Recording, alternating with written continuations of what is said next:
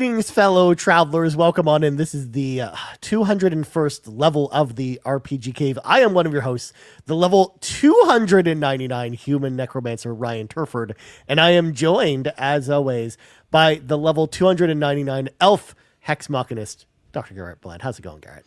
It's going good. You did very well on this introduction. Thank you. That was I didn't very forget. Smooth. You didn't forget.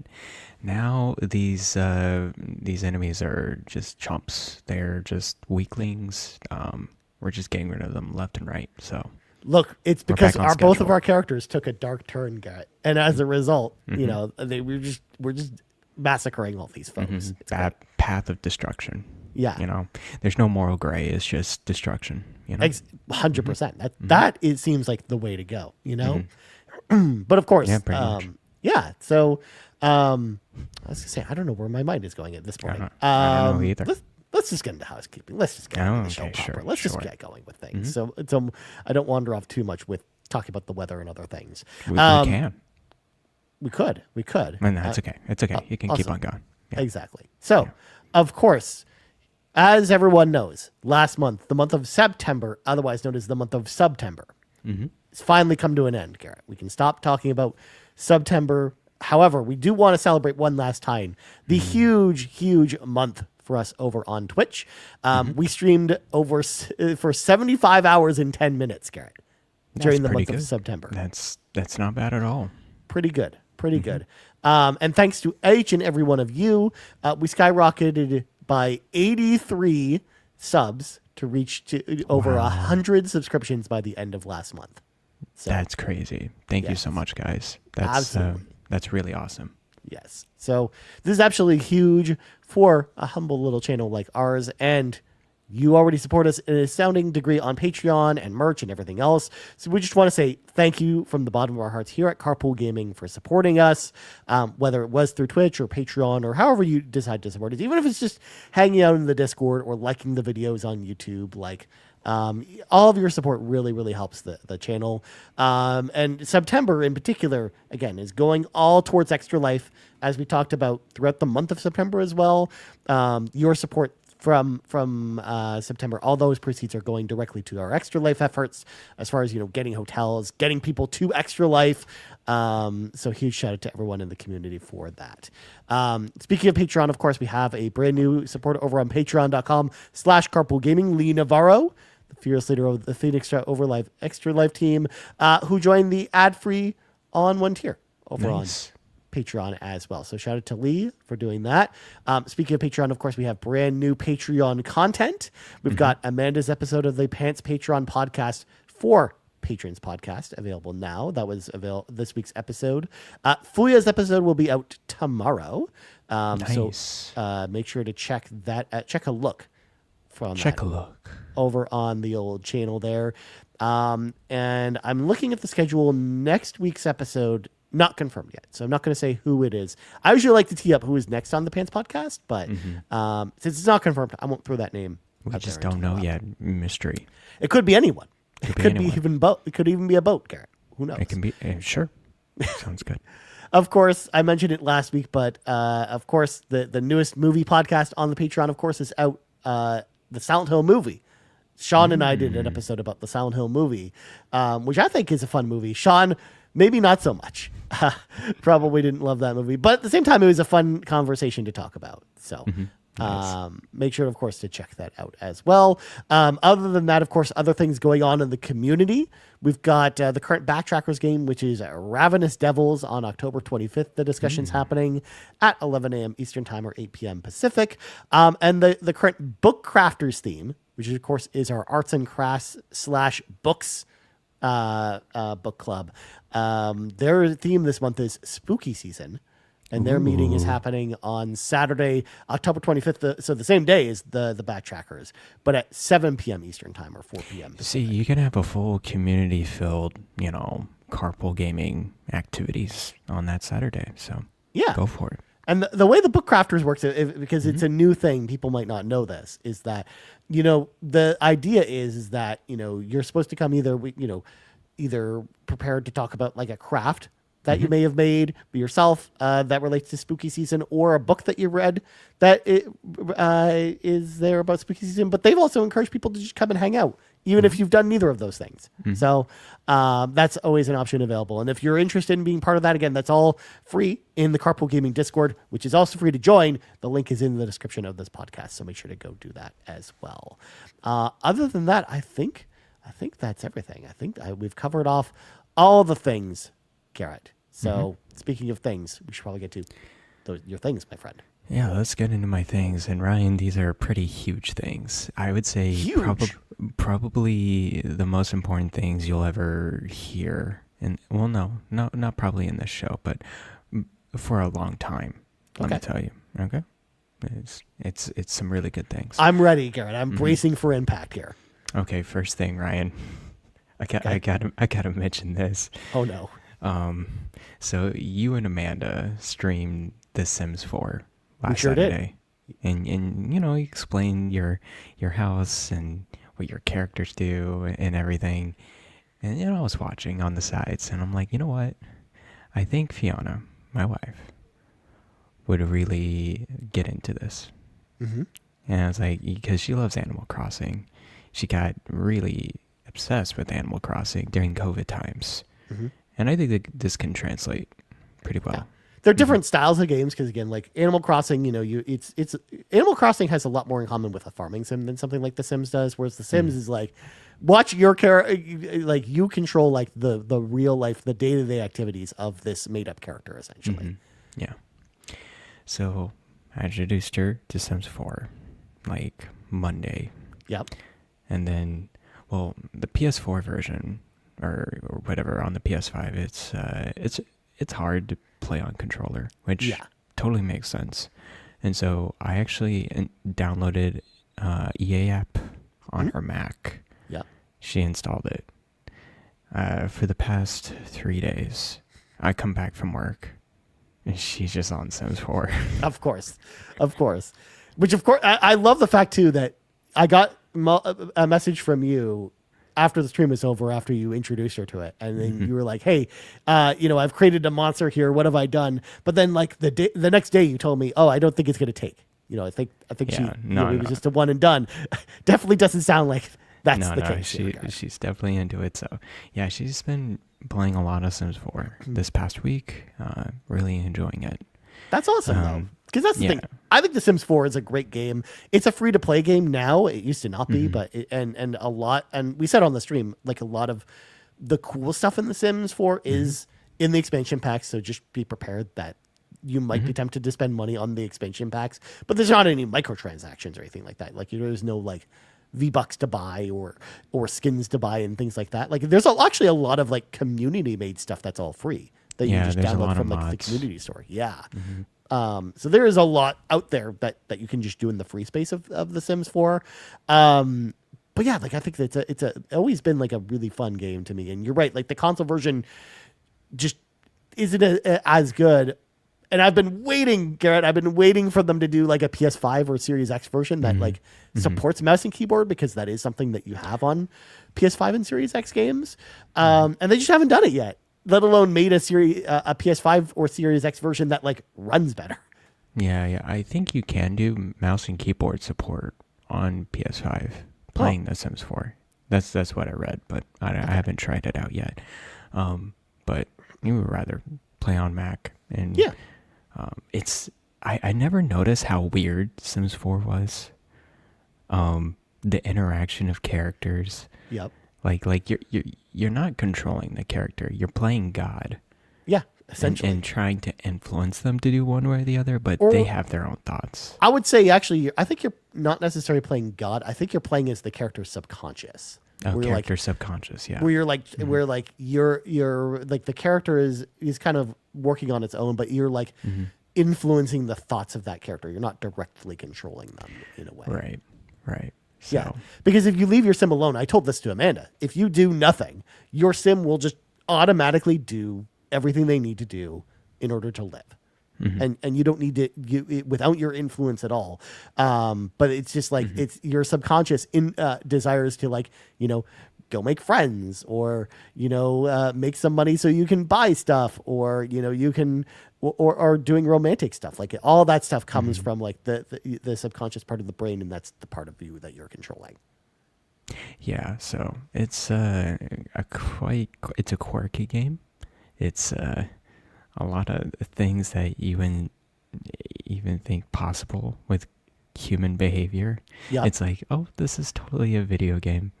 That type of vibe to it. And I think it's so self-aware of what it is. It is, yeah. It's pretty funny.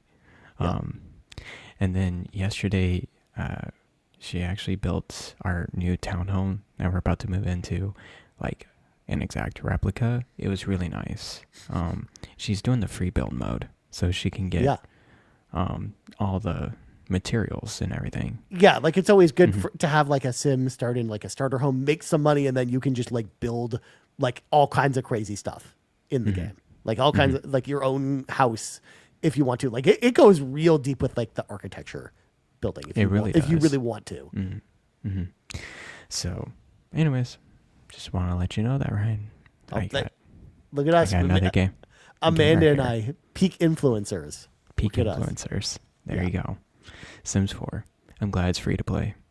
Yeah, thankfully. And like I said, there's lots of mods out there if you do want to get extra stuff without having to pay for it. So there is like some really cool stuff in the Sims 4. There's like a Sims 4 multiplayer, like a whole separate mod community for that. So, yeah, we'll see. Okay, so thing number 2. Huge. Related to Xbox. Huge. You know about these price changes, Ryan, of Game Pass. Oh, I do. In fact, there was a little show on Carpool Gaming last night. It's a tiny show. Yeah. Xbox Drive. Talked all about this, Garrett. Bowser and Sean really had a lot to say about this. They had a lot to say about it. I didn't come to listen to it, but like bits and pieces, for sure. Yeah. This is just my personal, opinion. Is like I'm canceling. Yeah. I'm done. Now, I've had Ultimate like ahead, like so far along, like accumulated, right. And it was about to end in the middle of this month, anyways. Oh, interesting. Like it was about to end pretty soon, so I was really even before this change, I was debating whether to do like just PC Game Pass. I have another month like Ultimate code. Right. That I can use once, but I have to be out of Game Pass in order to activate it. Yeah. That's one of those things. So. But you could in theory, Garrett, just wait till you're ready to play Outer Worlds 2, pop that code, play Outer Worlds 2, and then you never have to worry about Game Pass again. Exactly. And then once I get my PC going, it's just like, okay, I would rather do PC Game Pass than Game Pass Ultimate. $30 is too much.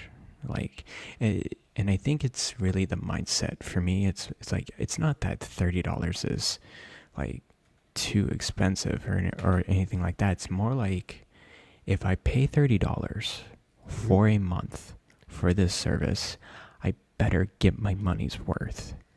If I don't get my money's worth, if I'm playing something else, if I'm doing something else, I'm wasting money. I'm burning money, and I don't want to do that. So.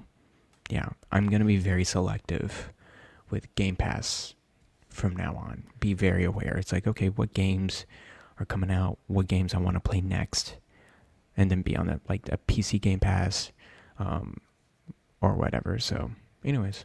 That's the same conundrum I kind of have with subscribing to MMOs, Garrett. Because as someone who's subscribed to MMOs for years and years and years, like, I've always become much more conscious in later years of like how much I'm how much I'm playing the MMO to actually justify the price of subscribing to it. Like that's definitely like something I've had to deal with forever. So it's weird to see you having to deal with the same thing. But yeah, like I totally respect that decision, and I think it makes a lot of sense. Like I think your reasoning makes sense because again, you're right. It's not that you can't afford it. It's that it's the principle more than anything. Of the price going up, and the fact, and it really just every time the price goes up, especially when it jumps that high, it makes you think about like, well, like it makes you reevaluate whether it is worth it to stay with it. Like, because otherwise, if they didn't increase the price, by that much, you might not even have the conversation with yourself. Yeah. Is it worth it? Right? Yeah. Like, you might have just stuck with it, like a lot of people do. Yeah. That's pretty much it. Now, we don't have to get into the business side of why Xbox is doing it, motivations or whatever. There's a whole can of worms. Yeah. But this is just kind of like my personal, like, mentality when it comes to this new base models. And I really wish, Ryan, there was some sort of, I know there's so many options in Game Pass, but they still don't have one that I really like the day one Game Pass on console, without the fluff, without the EA Play, without the Ubisoft Classics, without the cloud stuff, like without Fortnite Crew, Garrett, you would be lost without Fortnite Crew. Exactly. If they had something like that, I would consider it. But in premium looks enticing. But like at the same time, it's like I don't really need that.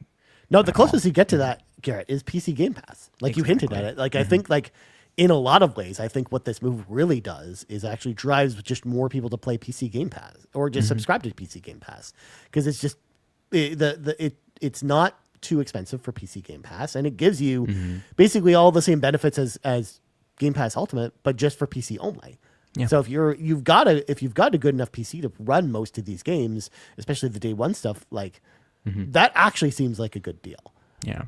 Once I build my PC, that definitely will be the option to go. So, anyways, just wanted to. That's my big thing. Number 2. Yeah, I will also mention that like I'm currently not subscribed to Game Pass, but this is the type of thing like, and this is kind of my situation with Game Pass for a while. Is like, I will sign up for Game Pass for a month if there's enough stuff that I want to play in that month, and then I will immediately turn off auto renew, and when that month is over, that's that. Like that's kind of the way I treat a lot of subscriptions now. The only one that I do actively keep is PlayStation Plus, and that is only because, of course, huge shout out to our friends over at PlayStation Canada who did provide that access to us. Okay. But even then, like with PlayStation Plus, I was kind of doing the same thing. Like I've been like that with subscriptions for a long time, where I only really subscribe to them when I know I'm going to just, when there's enough stuff for me to use it for, I'll subscribe to it for however long I need it for, whether it's 2 or 3 months, and then just bounce and then go to a different subscription from there and kind of like cycle through subscriptions. And I think with subscriptions rising like this across the board, because PlayStation Plus has gone up, Nintendo Switch Online has gone up, movie subscriptions have gone up. Like that's like this is just what I think a lot of people are going to be more like me, rotating subscriptions. Exactly. Just getting it when they need it and then bouncing when they don't. And like gorging on stuff in that 30 days or whatever that they have to work with. Yeah. It just seems like it's such a very high tier, expensive, excessive. I think it got to the point of the ultimate tier being excessive, right? There's too many things that you're not taking advantage for. Now, people may go for that, like the ultimate subscription, be happy with it, but not take advantage of everything. It totally makes sense. It's just kind of my feeling about it. My mindset's like, if I'm not taking advantage of everything that's there, and I'm not fully invested and only invested in Xbox, then I don't see the point for me to get into that. So that makes sense. Anyways, that's thing number 2. Thing number 3, I'll be very cryptic, like very, I don't know, general, vague. I was gonna say you've put a very generic description of this on the show notes. So yes. And maybe I can get into more like next year or a couple years. I don't know. I put myself forward on something that I think is really cool, that I'm very excited about. I'm thinking about my head constantly every day now. Interesting. So that's all I'm gonna say though, because I'm not gonna say anything until something actually falls through. But of course, especially when it comes to work stuff, you don't want to talk about it probably until there's something really in place, for sure that it's happening, right? So Exactly. but first of all, I'm glad that you had the confidence to step up and put yourself out there, Garrett, and I hope it goes well, whatever it is. Yep. Sounds good. Thank you. Yeah. So with all that out of the way, Garrett, the things are over. We now have what is quickly turning into the section of Ryan's things, which is we're going to go on a side quest, Garrett, because the other night, speaking of September, Sean was doing a live stream unboxing Marvel Overpowered cards. And for folks that don't know what Marvel Overpowered is, Marvel's Overpowered is a Marvel trading card game similar to like Magic the Gathering or Pokemon that was coming out in like the mid to late 90s. And it had a short run. I think there was only like 4 or 5 sets, I believe. Sean will probably correct me in the comments if I'm wrong about that. And Sean, of course, chimes in. He was very happy about that because he was doing like an unboxing of the cards, and it was so cool, like to see like the art and also like seeing Sean opening these cards because he's been talking about Overpowered for a long time, and his love for it has never gone unnoticed by me. So this caused me to, of course, on that night when we were talking about Overpowered, to be like, well, like, what other card games are out there, Garrett? Because, of course, I talk a lot on the show about Magic the Gathering. That's, of course, the card game that I've always been into. I've really enjoyed Magic the Gathering. So I'm like, what other weird card games are there out there? Because, of course, most people in the card game space kind of know the big 3 games. The big 3 are Pokemon, Yu-Gi-Oh, and Magic the Gathering. They're kind of like the 3 that everyone thinks about when they think about games in this space. But Garrett, I don't know if you do this, but there's so many card games out there. Yeah, there's so many that are not those 3 that are all kind of vying for this like space for people to go play in. There's like a Gundam card game that's pretty popular. There's like the One Piece trading card game, which I know a lot of people actually play and really, really enjoy. There's also some other games out there, but I wanted to highlight one that I kind of fell down the rabbit hole with after the live stream, because I discovered this card game while I was on stream with Sean and I think Donnie was there. And I was like, I kind of wanted to share it with the world, Garrett, because if you thought some of the Magic the Gathering sets were ridiculous as far as like ridiculous IPs that they'd pull from, brother, you ain't seen nothing yet. Oh no. So I discovered, Garrett, this Japanese card game called Weiss Schwarz. Have you ever heard of Weiss Schwarz before? Never heard of it. No. Okay. So Weiss Schwarz, the idea is that it's a one-on-one card game where they're trying to be like, hey, pit your favorite anime or games or comic books against each other. And basically when you build a deck, you're required to build a deck based around a specific show or property of some kind. So like if you want to do like Marvel superheroes, your deck has to be all Marvel superheroes. Or if you want to do Avatar The Last Airbender deck, which they have Avatar The Last Airbender Weiss Schwarz cards. Interesting. You are required to build your entire deck around Avatar The Last Airbender. But I've got to show you some of this stuff. So first of all, they're mostly known for Japanese properties, because it's a Japanese role-playing game. You've got stuff here like Konosuba, Garrett. Have you ever heard of the anime Konosuba? No, I had never heard of it. So this is like a fantasy anime series. And it's about this, it's an isekai. It's about this dude who dies and he wakes up in this other world. But it's an anime it's a fantasy, but also a comedy where he gets kind of paired up with like the worst adventurers in the world. And they're all kind of terrible, but they go on like fun adventures together. And just, they get caught up in the craziest shit. So Konosuba, great show. Does not really necessarily feel like, probably translates to like a great card game. But at the same time, you kind of see it in the fantasy style where it kind of makes sense for them to do something like that. Is that that's Disney? I thought that was Kingdom Hearts. Yes, they have Disney. They have like the Disney IP for some stuff. I mean, if you want to talk about Hatsune Miku, Garrett, there's so much Hatsune Miku. Of course, you've got booster boxes, but then you've got decks of like the different Hatsune Miku like singers, like this random person here. I don't even know who this is, but like Hatsune Miku, of course, we've talked about Hatsune Miku with Magic the Gathering before. Not really. There's a Persona 3. There is Persona 3. Like Wow. this is like a newer set they're doing, or doing reprint. Imagine a game, Garrett, where you've got Persona 3 up against Disney's Cars, I love it. and I trying love to it see so who would much. win. But then we got stuff like this, Garrett. Mm-hmm. Rascal Does Not Dream, which of course is an anime. Mm-hmm. This is a slice of life, like romantic, like comedy anime. Like, what even is this? Why do we have cards based around Rascal Does Not Dream of Bunny Senpai? Like, this is so weird to me. English edition. Oh my Yeah, gosh. because they do like sets in English and sets in Japan.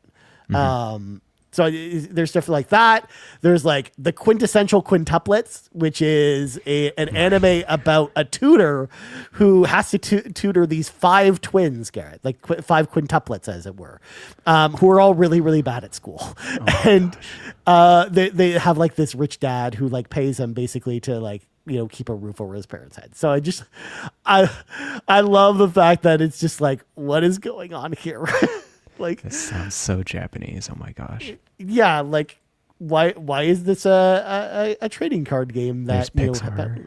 yeah, there's all kinds of crazy properties. So I'm like, okay, I need to find like some stuff. I need to figure out where can I go play, Weiss Schwartz. Like I need to get some of these cards, because first of all, there's some properties in here that I really like. And also, it's just the ridiculousness of some of this stuff. Like, there's Date Alive, there's Rent a Girlfriend, there's action shows like Sword Art Online or Attack on Titan. There's this show Psychono, which is about like this dude who's like programming a dating sim game, and he's juggling his relationship with these like 2 girls that like one's a writer and one's like an artist.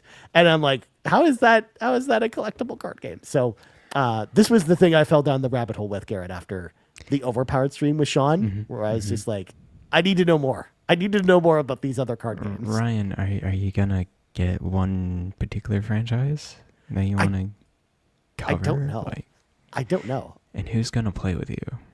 Well, so there are events at my local game store that I could go to, that are free events that I could go to. And other people have this. Apparently. This is big enough. Okay. It's big enough that there are local game stores events at my local game store. There's 2 a month, but they're always on the weekend. So I could, like, I think there's one that's happening today, literally like 2 hours after this podcast is over.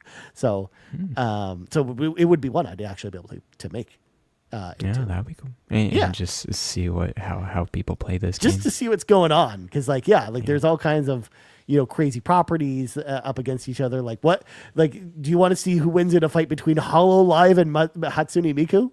There's only one way to find out. It's I want to see Persona 3 versus Cars. That's what I want to see. Exactly. Disney's Cars versus Persona 3. Who would win in a fight? Oh man, so Love good. it. Yeah. Wow. Yeah. Anyways, Yes. it is now time, Garrett. I'm so excited about this topic. It is this week, time. for us to read from the sacred texts. Garrett, we are continuing along with Garrett's Backlog Adventure, another episode. Garrett's Backlog Adventure, where I, of course, if people are newer to the show, I assign a game to Garrett to play for the first time, and we do a discussion episode like this about that game. Now, I usually, a lot of times, will assign Garrett a game that I've already played before. However, this time around, Garrett, you specifically requested, because I gave you 2 options, either like a newer game or an older game. And you chose the newer game this time, which means, of course, your hint for what I'm going to assign you later this episode, Garrett, will be an older game, because I still have that game to assign you. That'll be your next thing. But a lot of times I usually will assign Garrett a game that I've played before. However, Cyberpunk, I played, like, when it first came out, I got like halfway through it and then put it down. And so I've never finished it. So we both played Cyberpunk 2077 for the first time, which is a rare occurrence for Garrett's Backlog Adventure for us to both play a game together. So I'm ready to get into this. I'm ready to talk about Cyberpunk. Get into it. Are you jazzed? Are you jazzed, Garrett, to talk about Cyberpunk? Dude, Cyberpunk's shit. It's crazy. It's freaking nuts. So let's get into it. Yeah, absolutely. So first of all, of course, I have 2 quick fun facts for you, of course. Sure. And we'll talk about We love fun facts. We'll use the fun facts portion to talk a little bit about the history of Cyberpunk because it's a long and complicated one. It is. So of course, this game was originally announced in like 2012, Garrett. I remember this exact video in 2012. Yeah, with like the girl who's being like shot by police and like she's got like these robot arms and like isn't the blades shown? Like the arm blades. Yeah. The arm blades, yeah. And it just says coming soon from CD Projekt Red. Can you imagine 2012? This was before PS4. Yep. Xbox One. Yep. Isn't that crazy? That's just This was also before Witcher 3 came out. It's way before Witcher 3 came out. Yeah, like Witcher 3 had been announced, but like they announced this around the same time that this was kind of their next game after Witcher 3. So it's so weird that it was like it took so long because it took 8 years from the time it was announced to the time it actually came out because it originally released on December 10th, 2020.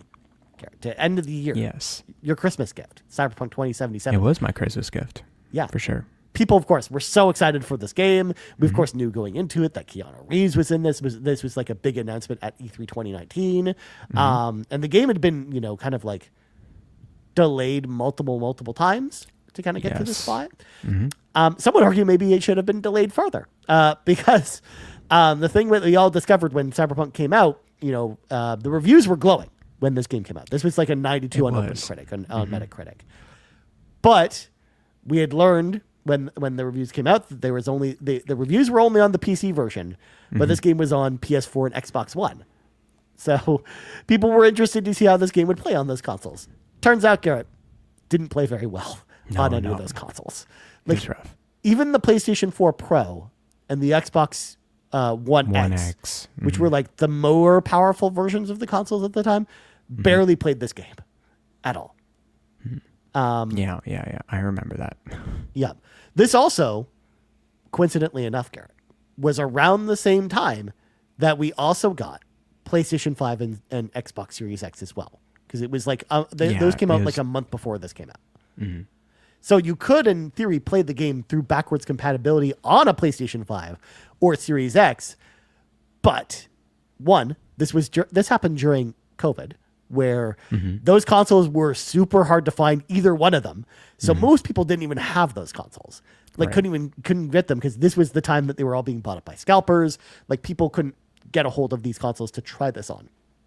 But even then, those consoles could barely play this game too because of the way the game was optimized for home consoles. Yeah, it was not, an Xbox Series PS5 version of this game. It was still the console clunky version. Yeah. The PS4 and Xbox One. Yeah. So. Like barely running at 30 frames, super long load times, but also, more importantly, Garrett, and this was the thing that turned me away from the game when it came out, crazy bugs with the game. There's so many crazy bugs. It was insane.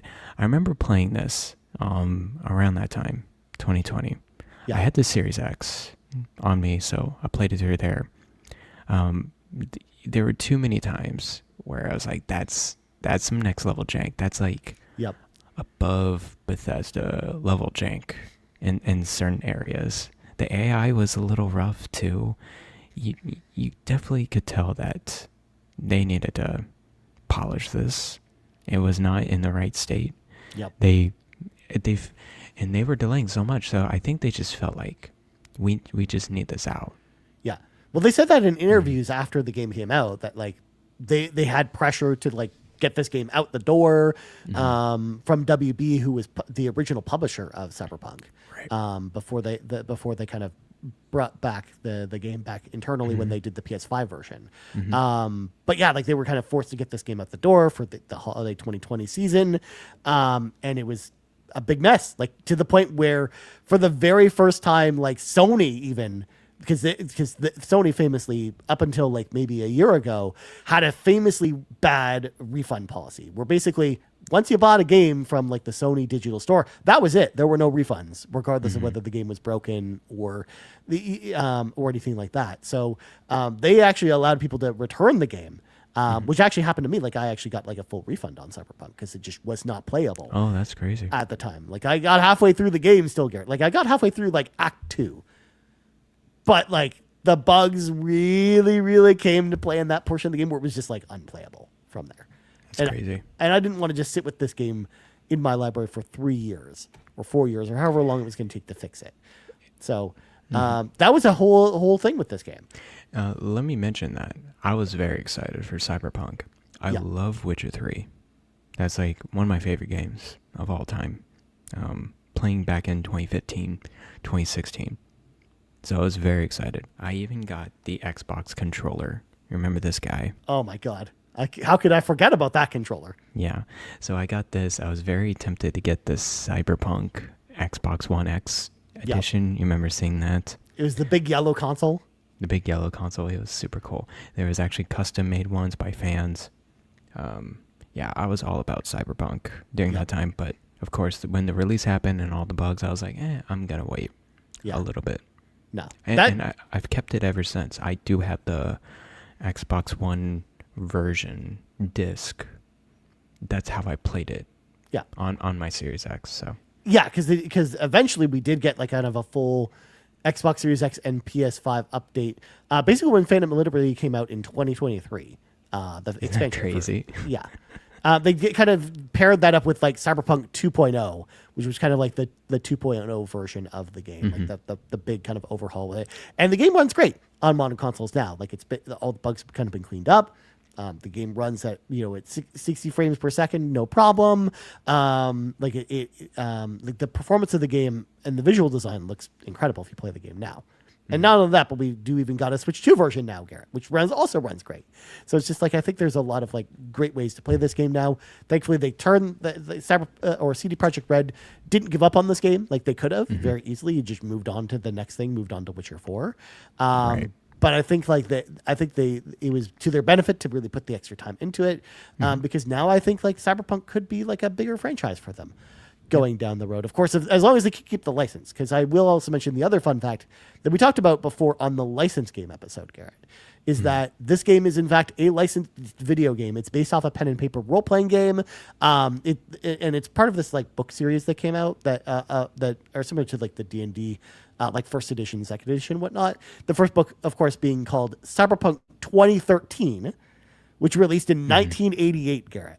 Which imagined the futuristic cybernetic world of 2013. Oh my goodness! Where we're going to have all these implants and stuff like that. Isn't that crazy? And I think they didn't actually think this was going to happen, but I imagine the 60s through the 80s, they had this kind of not romanticized, but like far-flung future innovation by like 2010s. And boy, were they wrong. Yeah. No, I think, but I mean, I don't know, because some of that stuff came to pass. It's just not all the crazy stuff that they imagine. But there's a lot of stuff like carrying a computer around in your pocket, Garrett, was something that like you would see on like Star Trek, but in the 60s. But it's something that and it's something they imagine as like this crazy future tech that we all take for granted now with our phones. Like that's like there's stuff like that. When you look at the way that technology is advanced, it didn't advance to like at the pace that they were imagining in the sci-fi tales that they would spin in the 80s, but it still accelerated at quite a huge pace after the internet was widely adopted. I think. Right. But it's funny going through this game, this Cyberpunk 2077, and then there's a lot of lore build, and it makes me.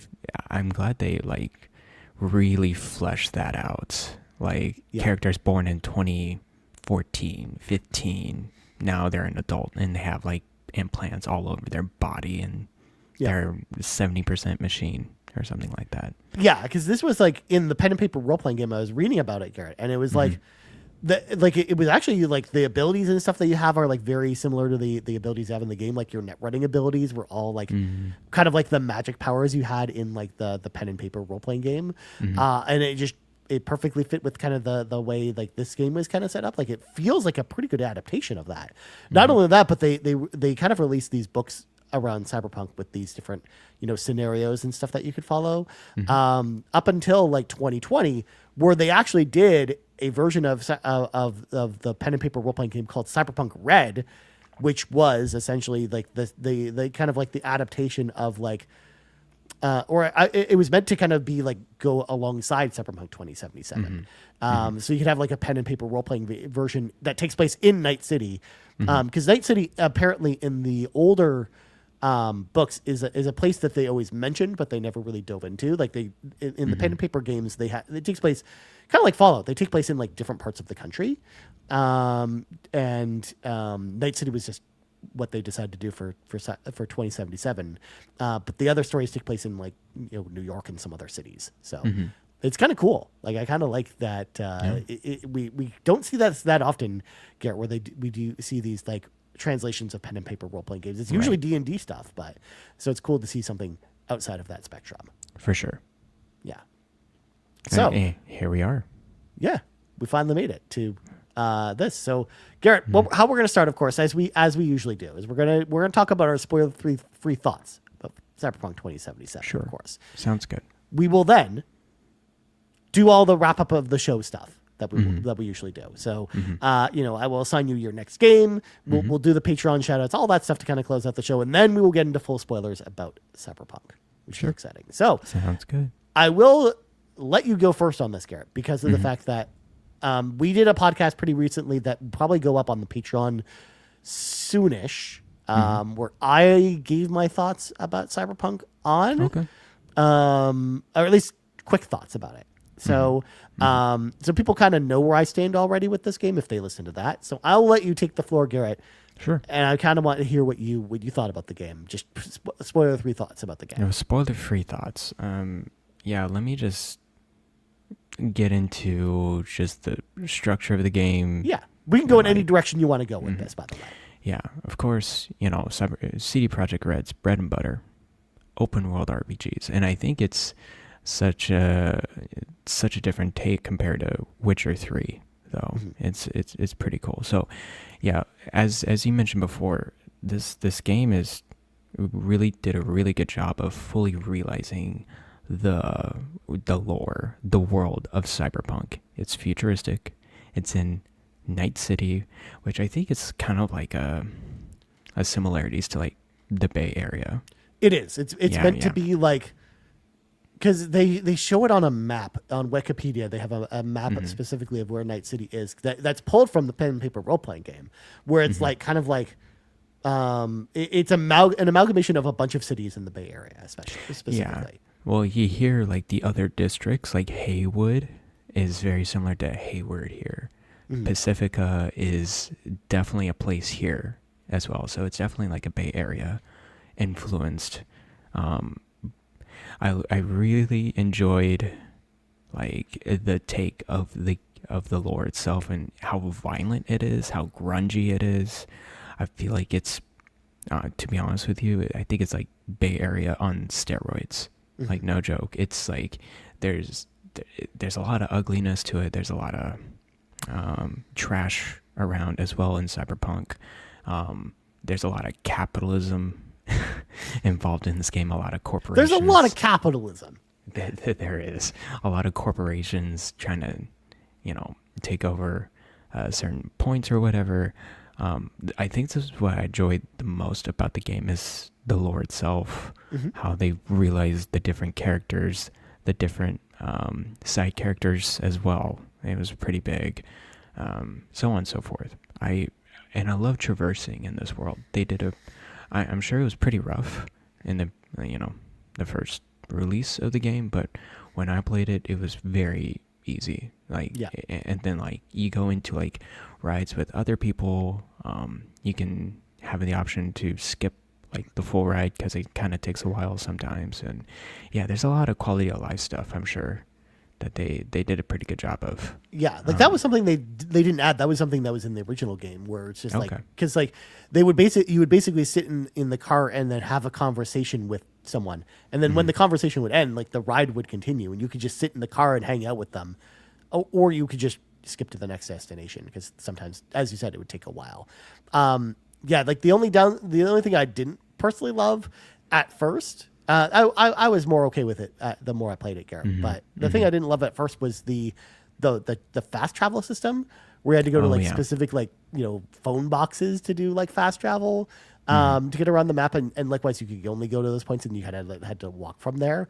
But I think I kind of warmed up to it later because, to your point, I liked the fact that it was like making me explore the city at least a little bit and kind of walk around and see what's out there.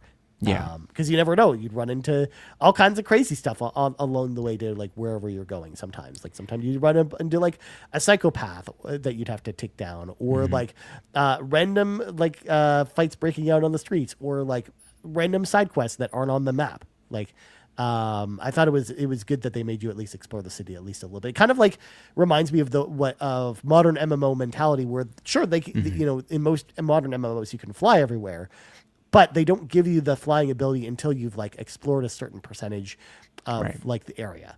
Right. You know, like it makes sense.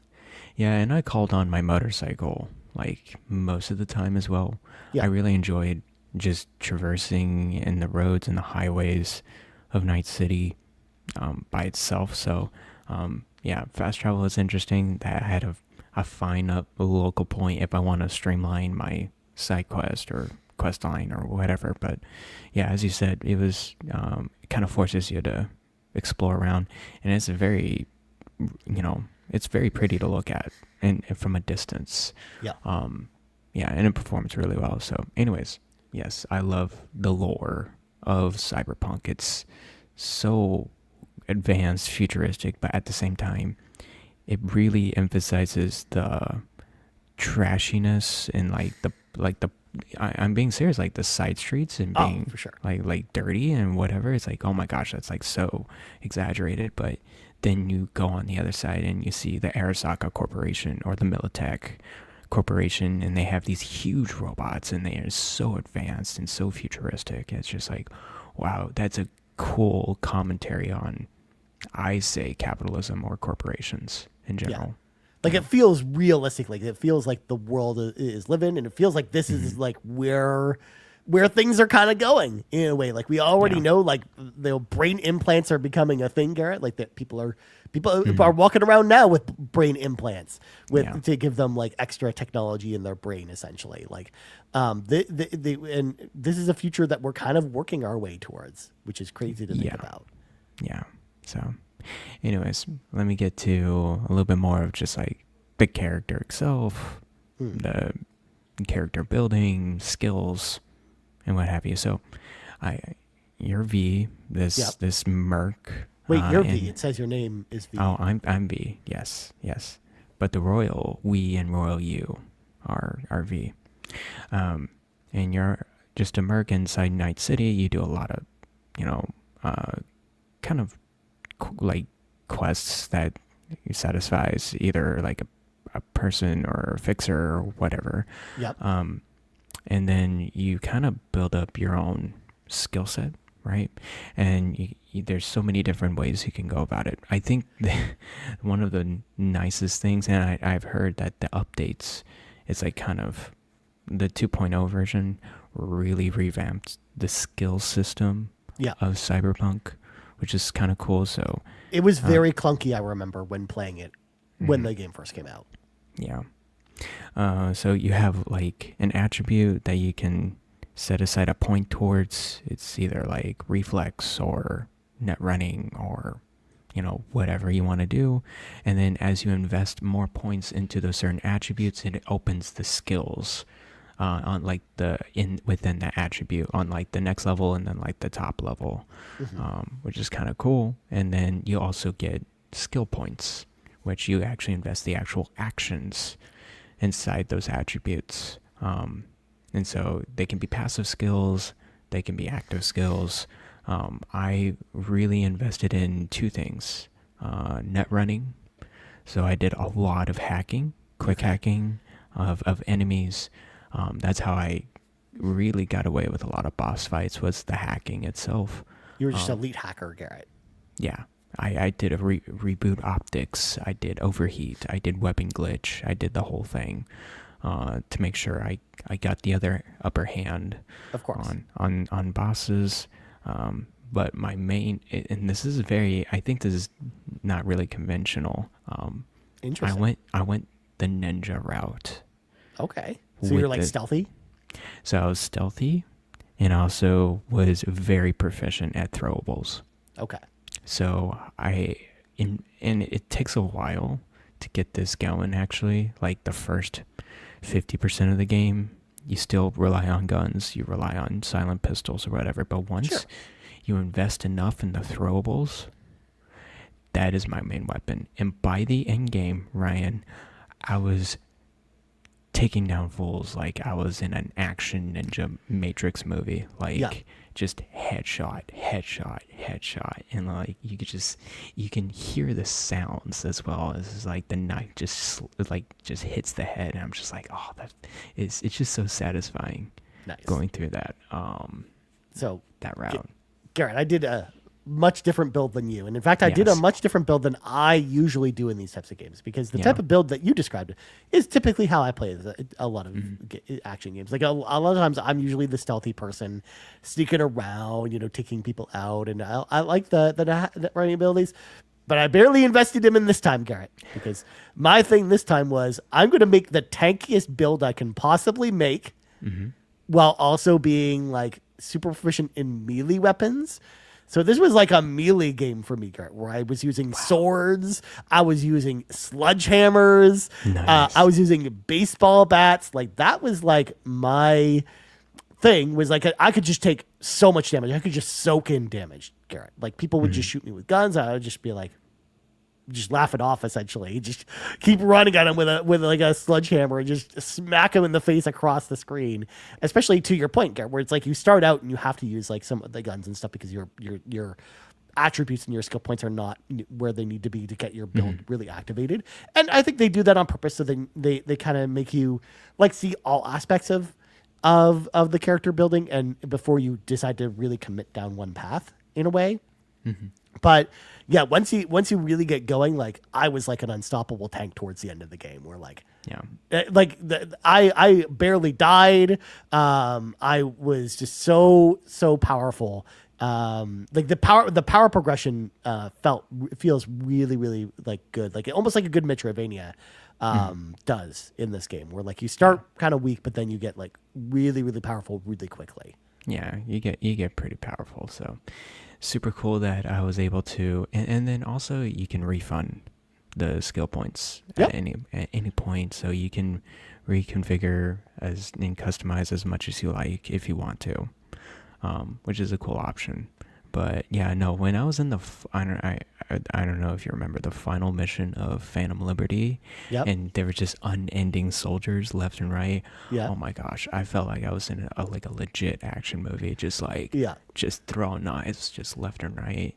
During that fight, I was kind of like the Doomslayer guy. I was just like, they're not. I'm not trapped in here with you. You're trapped in here with me, and like, you're gonna die. Yeah, pretty much. Now, I have a question for you, Ryan. Since you invest so much in that area, how did the sneaking missions go for you? Oh, I mean, I'm still fairly good at stealth games, Garrett. So like I was totally fine. I just couldn't rely on my abilities to get me out of sneaking stuff, because I invested a teensy bit into like having like lower footstep noise and things like that, like other things to give me just enough stealth stuff that I needed to get through those missions. And also too, I just, as a naturally stealthy player, like it's a good way to get a battle going is like taking out a couple enemies via stealth, and then I was going guns blazing basically, or I should say sledgehammers blazing, as it were, into battle. So I made sure I had like some stuff in the stealth pool, but it was just like not nearly as invested as you. Yeah. So I was able to sprint while crouching, which was I didn't invest in something like that. Yeah. It was very useful, especially in the later sneaky missions that I had to go through. I really love and we can get into this, the approach in missions. Yeah. It's very open-ended, right? Yeah. On purpose. You could be very chaotic, and it can be very hard at the same time, with cameras and big robots or whatever. Or you could be sneaky and be successful at being sneaky throughout the whole mission. And it might be easier, it might be harder, depending on the mission, right? So I thought that was super neat. Like it's kind of like Elden Ring or Far Cry in those ways, Garrett, where it's just like no two Vs are alike. Like, look at how different like our Vs were from each other. Very like, different. And there's so many other builds you could go besides the builds that you and I came up with. And I think the game really accommodates for that, where it's just like play it your way, like have it your way, like the Burger King slogan essentially. Yeah. Like they openly encourage you to like play the way that you want to. I like all the different side gigs, especially in Phantom Liberty. I think the gigs were way more in depth compared to the base game. The gigs are basically kind of side quests for a certain district of the city that's handled by a fixer or a person that's kind of in control of the district itself. And you're usually like, when you're doing these like gigs, you're then leveling up like kind of your relationship with that person essentially. Yeah, pretty much. So I think that was cool. Of course, there's a lot of side missions with characters, so like bigger side missions, and then there's of course the main mission. I like and I didn't realize when Phantom Liberty, the DLC, really started, but they did an incredible job of transitioning main mission and some branching out paths to Phantom Liberty itself. Yeah. I was like, oh, okay, this is Phantom Liberty. And it's just like, okay, sounds good. Well, yeah, because they keep it in your quest log from the start of the game until you get to a certain point in the game. And then it's like, okay, well, now this is just another mission you can go do. Yeah, pretty much. So that was neat. I like the net running a lot. So what I did a lot is I hacked a camera and then I reconned the area, make sure to mark my enemies, and then I turned them off. I turned off all the cameras, and then that's just how I did sneaking quite a bit. And then distracted enemies, I think overall the sneaking was pretty good.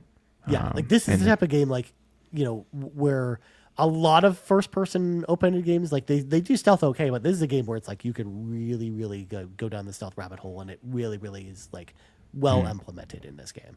Because I know like that's a problem with that a lot of people have with Far Cry or other games that are like this, like first-person games specifically. Like it's a little bit harder to do stealth in first-person, I think. But I think they just nailed it with this game. Like the customization, the ability to approach missions, like I think all that stuff is really cool. So. So fantastic.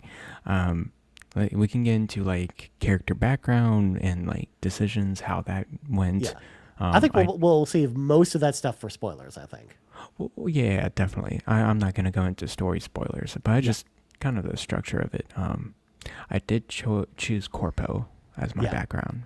I chose City Kid this time because the very first time I played it before, I did Corpo then. I see. So I decided to switch it up this time. I was very surprised how much dialogue options open for a background.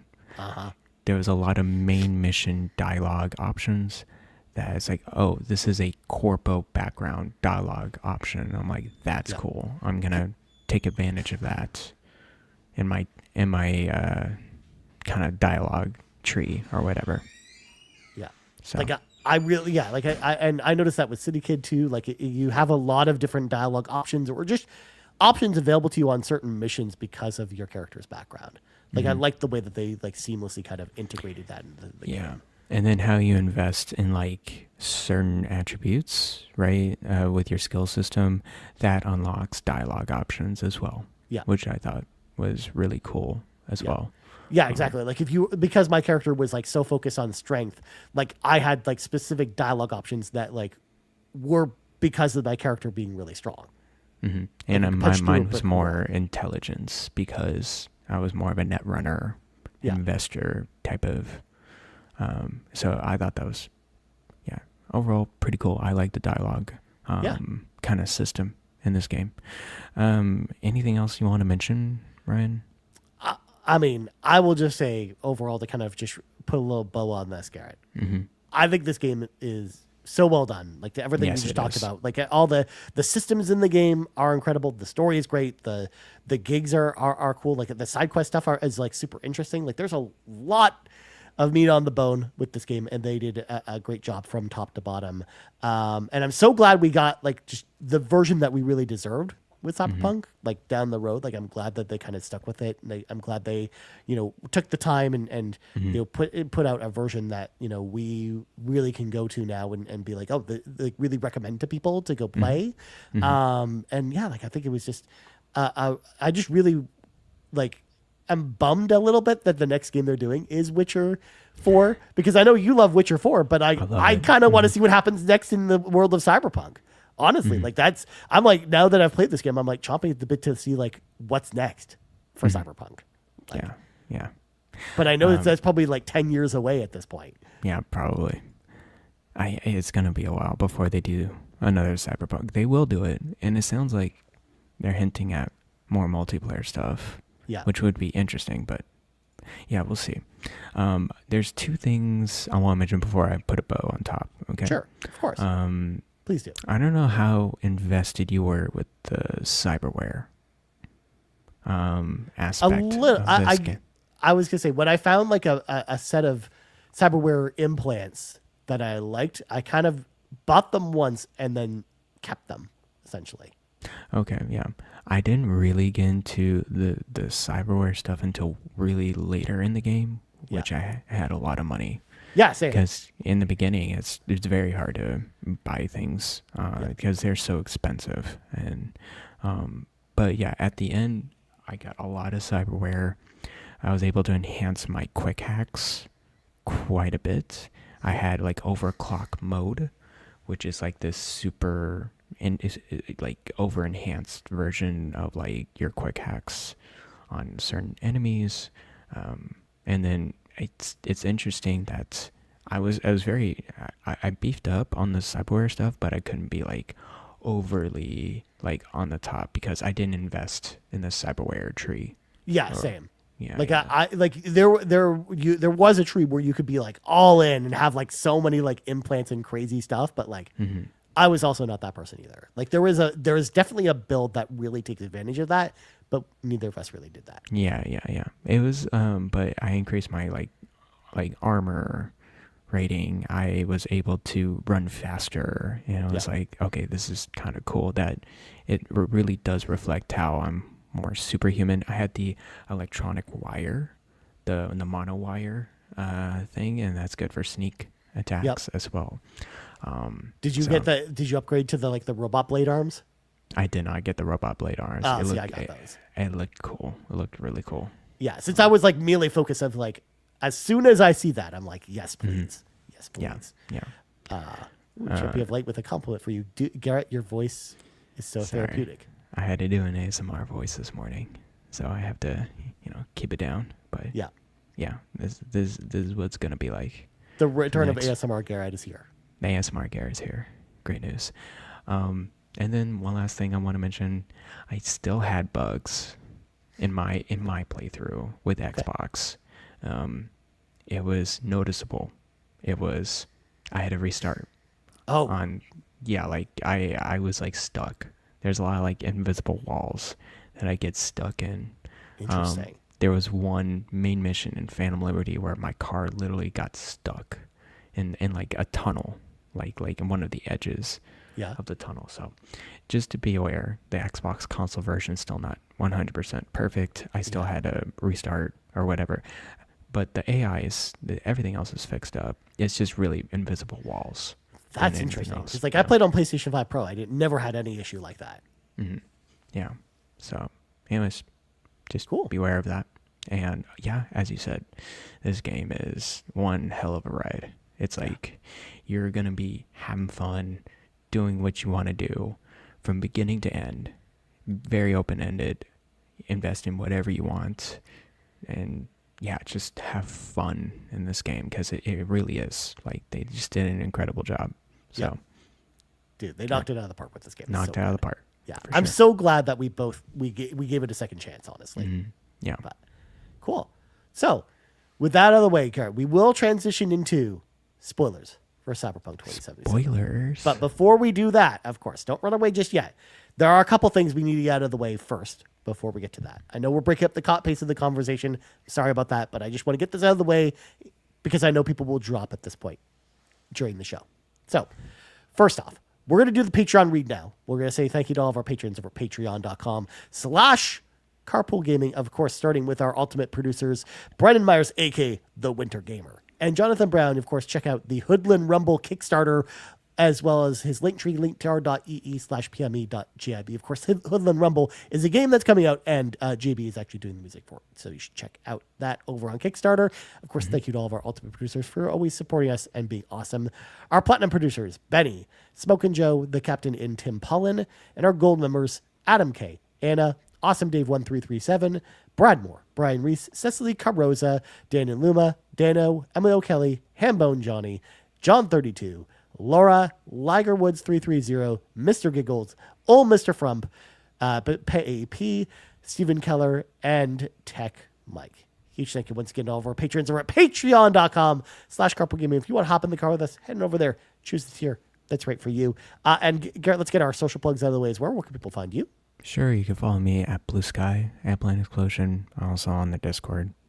I acknowledge every message in the RPG Cave. I see you, I hear you. I'll respond if I have interest. That's how I'm gonna go about this. All You right? mean not even the big head mode they showed off for the trails in the sky yesterday, where they were talking about? Yeah, sure, I can get involved in that. And then you can also follow me on Backlogged at Blind Explosion.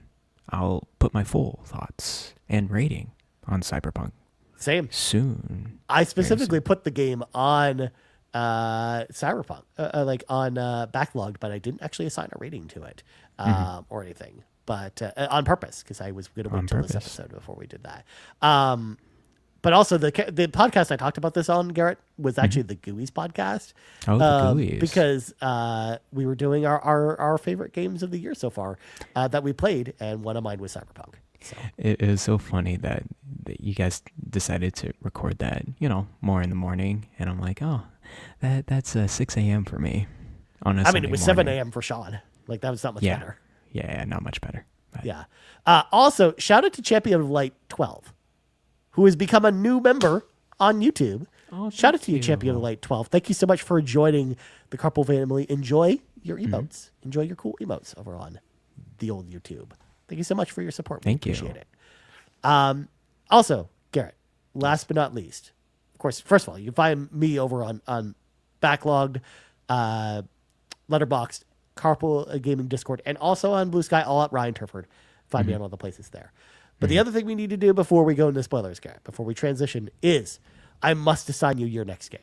Oh, yeah. Because let's I see want what the it people is. to know about this before they drop from the podcast. So, Garrett, Yes. I've been so excited to give you this game.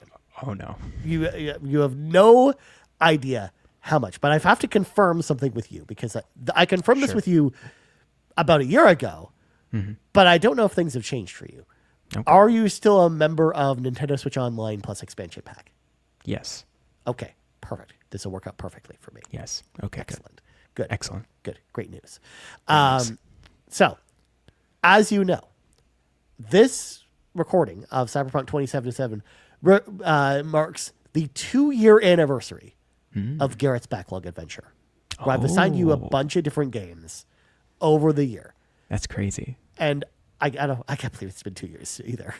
And I've had you play so many games Yes. throughout Garrett's Backlog Adventure. And I wanted to, with this next game, do a callback, to do like the ultimate callback and a celebration of Garrett's Backlog Adventure by assigning you a sequel to a game that I've made you play. Oh. So, in honor of the 2-year anniversary of Garrett's Backlog Adventure, I will assign you the sequel to the very first game I ever assigned you Oh. on Garrett's Backlog Adventure. You are playing Shining Force 2 on the Sega Genesis. Let's do it. Shining Force 2. Dude, Let's go. it's all been building this. I have been waiting, counting down the days for me to assign you this game to finally get you to play Shining Force 2, because I need to know what Garrett Bland thinks about Shining Force 2, playing it for the first time in 2025. There are so many people out there that I feel like have never played this game. Like even like people that are my age, Garrett, who played games on older platforms or still play games on older platforms that have still never played Shining Force 2 or don't even know what it is. And I remember how much you enjoyed the first Shining Force game. I did enjoy it very much. It was good. And like this game kind of takes everything that you know that first game was built upon and just goes up to here with it. Like it builds upon it in crazy new ways. So this game is available on Switch Online if people want to play along at home. If you have, but only if you have the expansion pack version, which is why I asked you about it, Garrett, because it's on the Genesis Switch Online, so you can play it there if you want to with save states and rewind and all that stuff. It's also available for folks at home if you have the Genesis collection on any of the platforms, provided you bought it before they delisted it like last year. I have it on Steam, the Sega Genesis collection. So it's there as well. That's cool. Yeah. That's an option as well. Otherwise, for the most part, you're looking to play it on emulator because it's not available in any other way besides those two ways to play it. Sounds good. But yes, I cannot wait. So the main thing as well, like I wanted to assign you this game as well because it's the perfect time for it because it's October and there's a lot of other stuff coming out. I know you've got a lot of other stuff on your plate. You just started a short game in Xenoblade Chronicles X, of course. You mentioned, but this game, like Shining Force 2, you can probably beat it in like 10 to 15 hours, honestly. Yeah, like that's good. That's a good. Yeah, length. maybe 20 hours if you like really stretched it if you did everything, but like 10 to 15 hours, I'd say, is probably for most people playtime on this one. That's a good length. I like that. It's not too long. So. Yeah, exactly. And for folks at home who have never heard of Shining Force 2, of course, it's a strategy role playing game, very similar to Fire Emblem on the Sega Genesis, and it's just like it's really cool. People should give it a chance. It's more it plays a little more arcadey than something like Fire Emblem does. So yeah, people should go check it out and play along with us because I also, Garrett, have decided that I will replay Shining Force 2. Nice. Now that you're playing it, so that we can kind of talk about it. But, sounds good. Also. I'm gonna highlight this thing from Champions of Light. I appreciate smaller developers and older games so much more because of this channel. Yes, absolutely. We love to talk about old games here, especially me. Like I'm such a big retro game person, and I love talking about older games. Older games are great. So yeah, people should trust me. Check out Shining Force 2. It's cool, especially if you like strategy role playing games. And now, Garrett, without further ado, I think we've given people enough time to kind of bounce at this point, but we'll give people another, 45 seconds, let's say. The countdown starts now. Of course, Cyberpunk 2077 spoilers are about to begin. So first of all, thank you so much for listening to the show this week. If you're going to bounce now, come back if you want to come back later to hear our our spoiler thoughts about Cyberpunk 2077. But we don't want to spoil the game for people who haven't played it before. This is a game definitely that people should play and enjoy. So make sure to do that before that. So again, without further ado, Garrett, I think it's time for us to hop in to spoilers. Let's do it. Spoilers for Cyberpunk 2077. Okay, so first off, Garrett. Yes. I need to know. Did you romance anyone in the game? Who did you romance? I did romance someone. I did. I romanced Pan Am. Okay, so Nomad. This actually prompted me to think about whether or not you played male or female V, because I forgot to ask that, because that actually matters because you can only date certain people as male V and female V. I did male V. Yeah. You definitely played male V if you went with Pan Am. Great choice, by the way. Pan Am's great. I love Pan Am's fantastic. She's so cool. Yeah. I love it. Like she's such a badass. She's out in the desert. Like she's hanging out with her cool friends. Yeah. I thought she was I honestly thought she was one of my favorite characters. Leaders of the was it the Alda Caderos? I forgot exactly, but the Nomad group out there. Yeah, the Nomads. Super cool. Yeah. I decided to go with Judy because I played as female V. Of course. Yeah. Okay. Yeah. So I couldn't date Judy. No, at all. You couldn't. Okay. Yeah. No. That kind of makes sense. I mean, when you kind of learn more about her, Garrett, when you do her side missions and stuff, she is definitely into girls. Yes. And girls specifically. So definitely.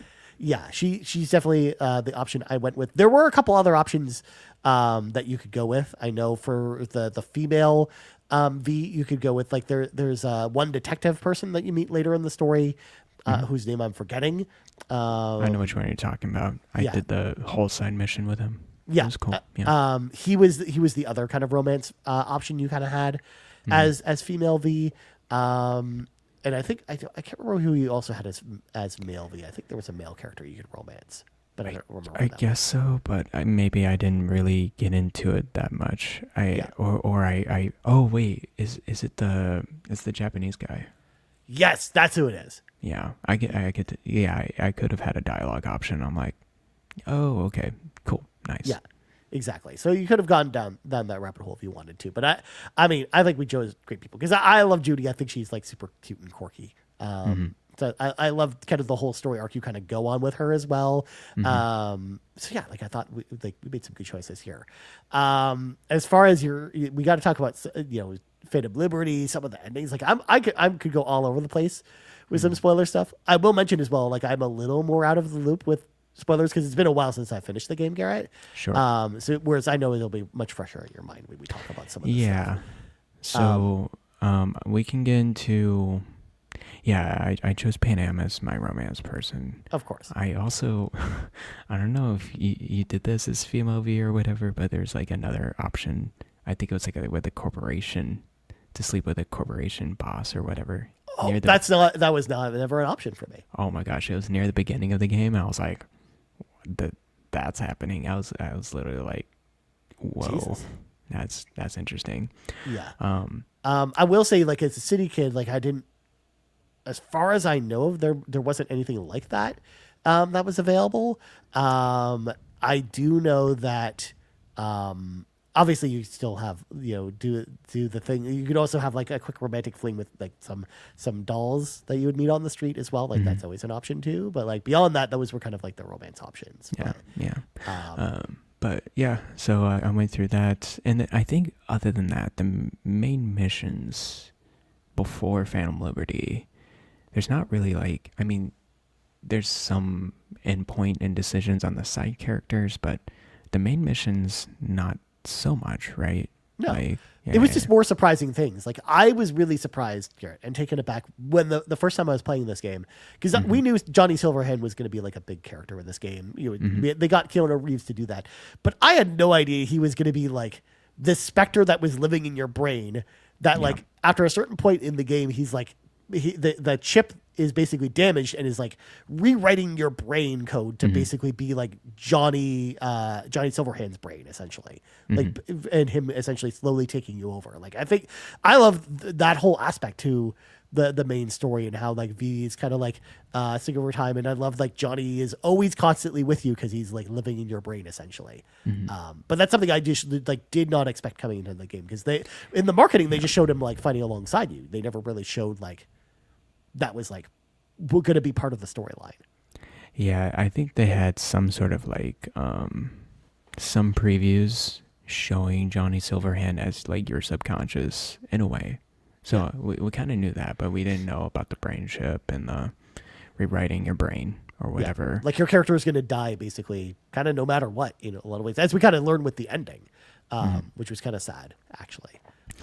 Depending on which ending you chose, because there were multiple different endings that kind of, talked about that, where it's just like V kind of senses her own mortality, no matter what ending you kind of choose.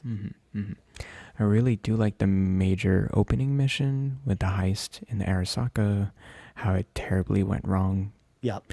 And how the fixer just shot you in the head. Yep. Left Just throws you in a garbage dump essentially. Just leaves you for dead. Yeah, that was pretty cool. So cool overall opening. Also, R.I.P. Jackie. R.I.P. Jackie. Yeah. Jackie was actually like a really cool character. So I'm actually sad that they killed her off. So throughout the whole game, you basically trying to figure out a cure, right? Yeah. The main missions.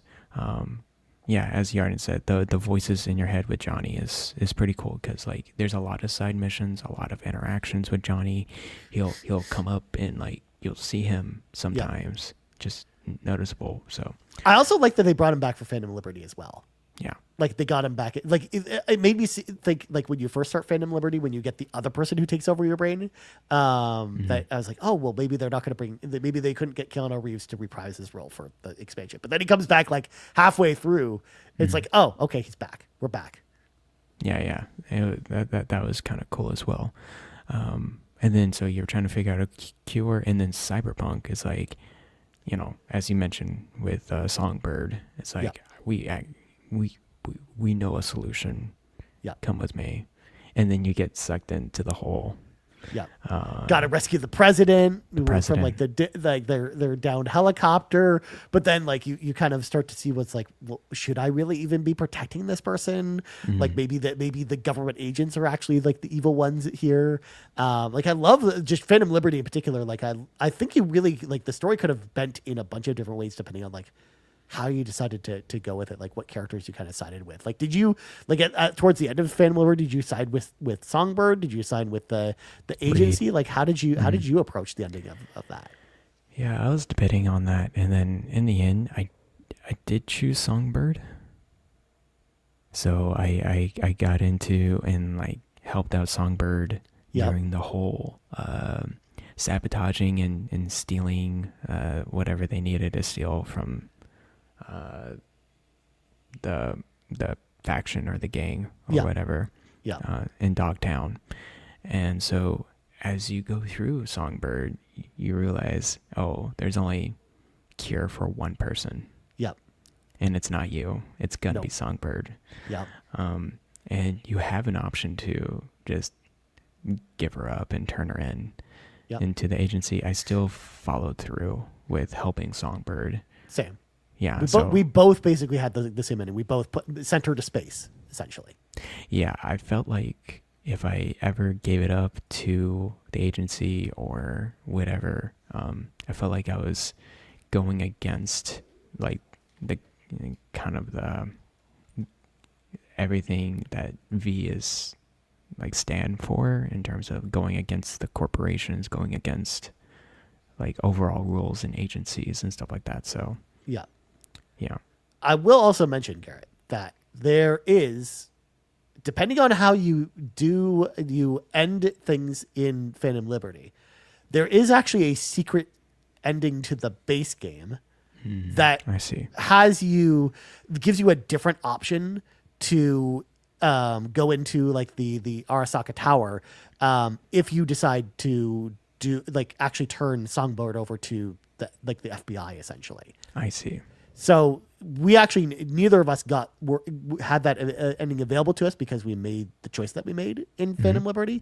But I thought it was cool that they actually like did something, like they integrated something into like almost like a secret ending, like a secret fourth ending. Essentially, if you like made specific choices, I thought that was interesting. I see. That's kind of cool. Yeah. You also learn as well that that if V actually dies during that the entire like run up to the final part of the secret ending, if you go for the secret ending, the game is just over. You have to start from the beginning because they did some weird stuff with it. So interesting. I thought that was pretty cool. But yeah, I was very sympathetic to Songbird. Like I was like, even though you kind of tricked me, I was like, I feel like I wanted to send you to space and let you live, a happy life. Yeah, it's like after all the shit you hear about what she had to deal with. Oh my God. Yeah, if I turned her in, it felt like everything that V stood for, it just would be thrown away. I feel like I would be caving in. Yeah. And Idris Elba did a fantastic job. Oh yeah. As Reed, part of the agency, he did a really good acting job as well. Yeah. So. Yeah, but I also think like even some of the supporting characters as well, like the girl at the bar whose name I'm forgetting as well. I think she did an excellent job. It's like the other FBI agent as well, who's like the undercover agent that's been sitting at the bar for like 8 years or whatever. Is it Ashley or something like that? I don't even remember. Yeah, actually. Again, it's been a while since I played it, so I'm blanking on names. I'm never really good with names, by the way. Just throwing it out there. Yarden, of course, since we're on the topic of Phantom Liberty, Yarden chimes in and says, "If you have time, how epic was the opening to Phantom Liberty?" It was so cool. Like getting into Dogtown and like figuring out the helicopter crash like that. Yeah, it was pretty cool. And then seeing the Phantom Liberty title, I was like, oh. Yeah. legit. It just got real. Like it felt like just so epic, kind of with running away from the troops. And So I had a major bug as well in the Okay. beginning of this DLC. You remember when you have the president and you're driving her to like the museum or whatever? So it was it was next to impossible to be sneaky about it for me, at least. Of course. Like it was very hard. And so when I got to that point, all the guards were finding me and constantly finding me. Oh God. But I kept killing them. And so it was like literally a stack of 50 vehicles in that entry point. And the game glitched. Like it wouldn't allow me to go to the next point. So I had a little bit of struggle there on that mission. But other than that, the stuff was good. Yeah. Overall, I really enjoyed Mr. Hands, the fixer, and the gigs that he provided. Yeah, because you barely learn about him in the main game because he's before Phantom Liberty came out, he's kind of like the fixer for like the southern area that you go to kind of in the towards the end of Act 2. But then you never really hear from him again after a certain point in the base game. But then Phantom Liberty kind of like really expands his character and you learn a lot more about him. And then I was expecting like when you meet him in person, like expecting some kind of like imposing figure with like these big hands and stuff. And he's like some dude in a robe just hanging out. He's got robot hands. Mm-hmm. Yeah, basically. So overall, I really enjoyed Phantom Liberty. Now, okay, so what kind of ending in the base game did you get, right? So of course, the way I do things, of course, Garrett, I played through all the endings because I wanted to see them. Okay. But my canon ending, the Ryan canon ending, was I sided with the Nomads, and we took down Arasaka Tower together, and then I drove off into the sunset with Pan Am. Interesting. As V, as opposed to letting Johnny take my body. Did you? I guess you left Judy behind. Oh no, Judy comes with. Jude comes with you. Interesting. Yeah, yes, because you don't think they almost do a fake out where like it makes you think that Judy's not coming, but then they're like, oh, there's someone waiting for you in this tent, and you walk in and Judy's right there, and she like gives you a big hug. She's like, thanks for calling and inviting me. Yes, of course I'll come with you. But it was kind of weird the way that the ending cutscene played out, because it has this thing where you're shown with Judy on like the car that you're with, and then you go out and she like goes to bed or does something else. She like leaves the screen, and then you go out and sit with Pan Am, and you're like sitting like almost like romantically together, looking out at like the moon, and I'm like, what? Why? This is weird. And that is kind of weird because that's my ending as well. I went with the Nomad route, and I had the exact same scene with Pan Am looking out at the moon. It's like, because that makes sense. Yeah, it's just romanticized that way. I'm very curious about this, Ryan. Atom Smasher. Now, I have a question. Did you do the side quest with Atom Smasher, like beating Atom Smasher? Yes. Okay, you did that beforehand. Yeah. Did that affect, did you see Atom Smasher at all in your main mission in the end in Arasaka? No. Oh, let me tell you what happened in mine. I forgot to beat Atom Smasher before. Oh no. I went to the main mission. Here's what happened. I went deep into Arasaka, almost to that room you need to go to connect. Atom Smasher barges in, and he stomps. What's Pan Am's rival? I forgot his name, but that guy. He smashes his head. Jesus. And like beheads him, and then he had to face Atom Smasher in the final mission. That's so crazy. Whereas like Atom Smasher, I beat him like long before, so I never fought him at all. I fought like a different boss. Oh, it was a different boss. Okay. Yeah. That guy, by the way, still suffers the same fate, but with a different boss. And he doesn't get his head like exploded like in your game, but something different happens to him and he dies. Interesting. Okay. Yeah. Well, I'm glad he meets the same fate. It was just like so interesting. I was like, oh man, what a callback. What if I did beat Atom Smasher before? And the what answer would is you happen. never see him again. Yeah, and I had the option to kill or let him live Adam Smasher, and I definitely killed him. I threw a knife right through his head. Of course, It was no. I'm telling you, Ryan. Main mission. I was throwing knives at Adam Smasher, and then the machines were just popping and exploding. It was just like, I love it. I love it so much. Yarden chimes in and says, in Yarden's first playthrough, they fought Adam Smasher as well. Yeah. So it tells you, there's like a major elite unit coming in, and he breaks open the door. Yeah, and just busts in like the Juggernaut and stomps that one person. Yeah. Ryan, was it required to have alt with you? No. Okay, that's what I thought. I decided to bring alt with me. No, there's actually different choices. So first off, you can choose not to associate with alt at all. Mm-hmm. And it gives you a completely different ending as if you decide to let Johnny take over, whether you have alt go with you or not. So, I see. Okay. Yeah, they apparently leads to like different like variations on the ending.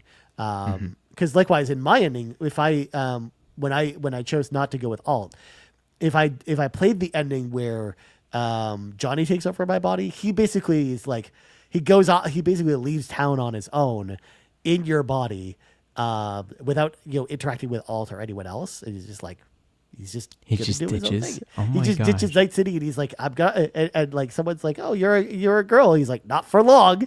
And he gets on this bus and leaves Night City, so he can get like surgery to give him like a male body essentially. That's crazy. Yeah, I didn't realize that. Wow. Okay, so Johnny Silverhand can be like a selfish prick in the end. Yeah. Yeah. It's not even selfish. It's like he is selfless because no matter what happens. No matter what choices you make towards the end of the game, he will be like, hey, I want you, like, I'll go with, I'll like disappear in the cyberverse and you can, live free. Despite the fact that you basically find out no matter what path you get towards the end of the game, that no matter what, V only has like 6 months left to live. Right. Because their brain is basically coded to be Johnny's brain at that point. Right. It's too far gone, essentially. Right. So you can either choose to live a short life as V, or just continue to live just a normal life forever, but just have Johnny be like the consciousness.